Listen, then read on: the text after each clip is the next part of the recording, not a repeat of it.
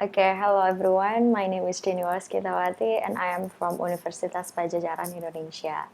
Today, I would like to present of my work about local government response towards a resilient city design. And actually, it was conducted by me and some my supervisor. There are Professor Widianingsih, Professor Budhi Gunawan, and Professor Mudiyati Rahmatunnisa. Okay, I would like to give short brief about the outline of my presentation. The first one is about introduction, second is methodology, and then I will explain about the result and discussion, and the last one is conclusion. Okay, about the introduction, I will explain about the background of my research. Actually, it comes from the issue of climate change that drive us to the environmental disasters such as flooding. As we know that all cities in this world could not avoid the issue of the climate change. And the second one is global development that drive us to the uncertainty world. I will give an example. It's just like what is happening today in this world. I mean, like everyone and every government in this world has to face the issue of the COVID-19. It is one of example that we all in the uncertainty world actually.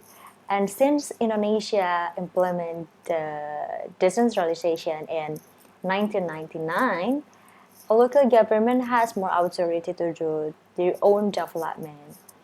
And because of we are in the uncertainty world and also there is the issue of the climate change, it urges government to be more dynamic and adaptive, to be more resilient. Actually, in the context of Indonesian development, some of city that in the prone area has to be more resilient.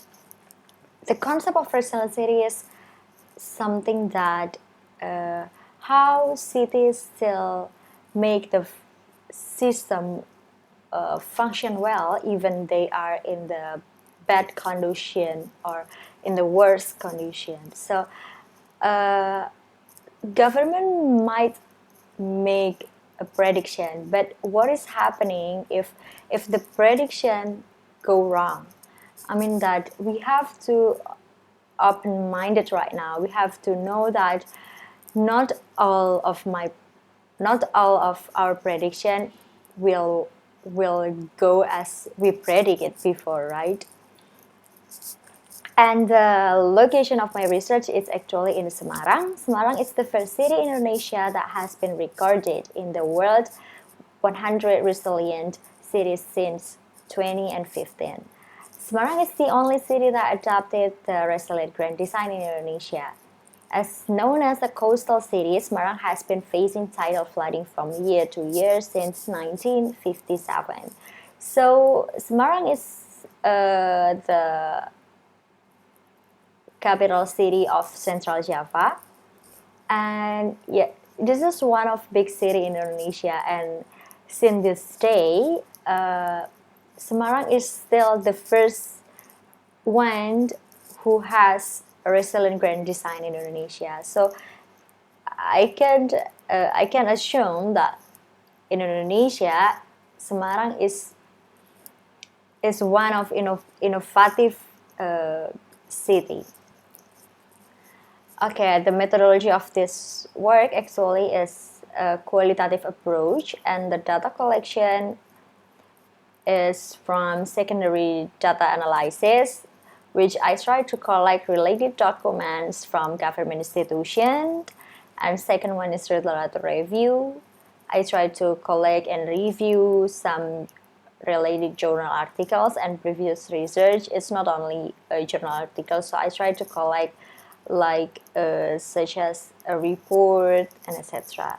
And then in-depth interview with diverse stakeholders. And for this work, I actually did some in-depth interview with stakeholders from the government side. And about the discussion, so I would explain more about the local government response due to this issue. As known as the coastal city, Semarang knows that they have to deal with the tidal flooding from year to year, and it affected many our vital asset, also affected many people who live in the coastal area. So that because of that, Semarang tried to develop some program. There is a national government program. We call it Disaster Resilience for Rural Village or Kelurahan. And then Semarang tried to respond the national government by developing Disaster Preparedness Group or KSP. And then nowadays, at least Semarang has 22 KSP in disaster-prone area. Also, what is the most innovative that Semarang doing is that they try to design the strategy of resilient city actually, and knows they already have the grand design of resilient city. Okay, next about the result. There are many data that show us about the situation in the Semarang city actually. The first one is the coastal line, about the coastal line.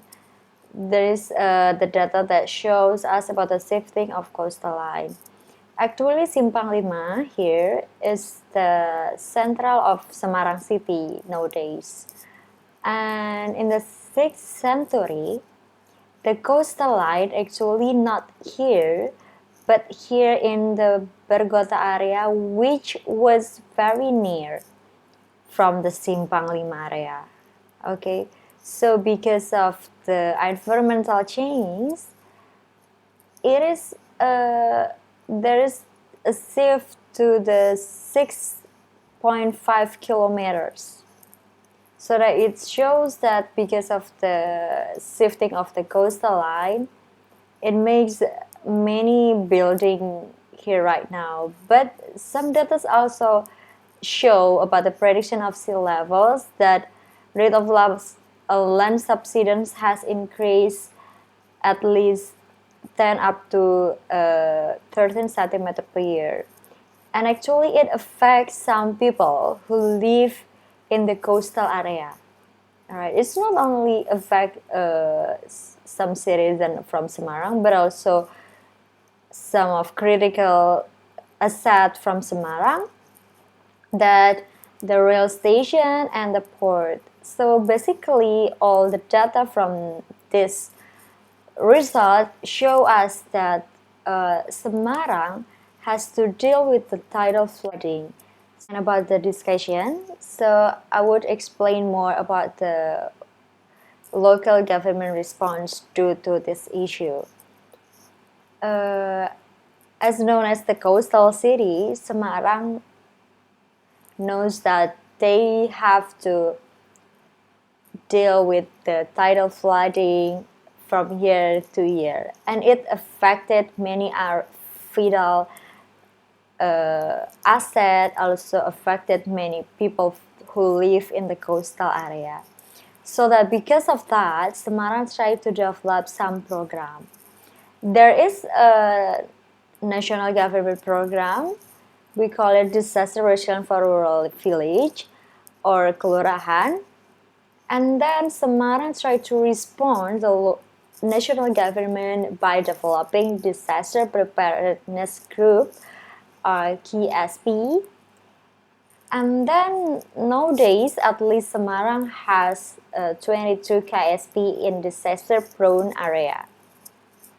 Also, what is the most innovative that Semarang doing is that they try to design the strategy of resilient city actually, and knows they already have the grand design of resilient city. And the strategy development process, the step 1 on December 15, Semarang was selected to be one of the 100 resilient city in this world. And step 2, on December and the same year, Semarang was working on agenda preparation work.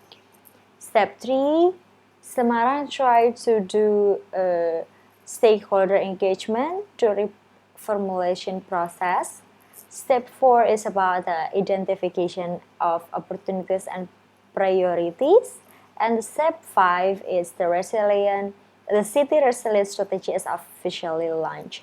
So basically the grand design has been launched in May 2016. And about this, the most crucial steps in the step of creating the grand design is about the stakeholder engagement. In the stakeholder engagement, there are strategy launch and city resilience officer or CRO appointment and city context development, and also the resilience steering committee was established, and then preliminary resilience assessment, and the last one is the identification of discovery areas. And the conclusion of this work is that Semarang government has successfully imposed climate change and environmental issues in its planning documents. Semarang government took a good decision, will exercise the centralized development model that has been introduced in 1999. Thank you everyone. If you have any question, please kindly email me in Diny16001@mail.unpad@ic.id. Thank you.